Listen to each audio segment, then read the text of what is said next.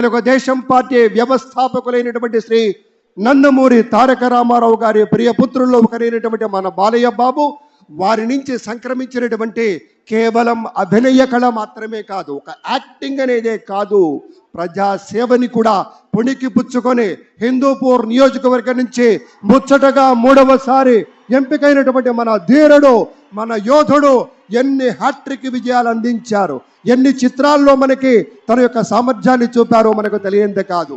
అదొక్కటే కాదు పెద్దలారా, బాలయ్య బాబు గారి గురించి చెప్పుకుంటే బసవరామ తారకం ట్రస్ట్ పేరిట ఆయన అందించేటువంటి సేవలు అనుపమానం, అద్భుతం.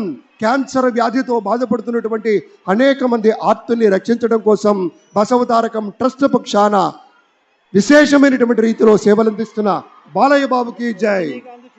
అలాగే మన తమిళనాడు నుంచి ప్రత్యేకంగా విచ్చేసినటువంటి గౌరవనీయుల శ్రీ రజనీకాంత్ గారు విచ్చేశారు, నిరాడంబర యోధుడు. అలాగే మన పెద్దలు మెగాస్టార్ శ్రీ చిరంజీవి గారు విచ్చేశారు.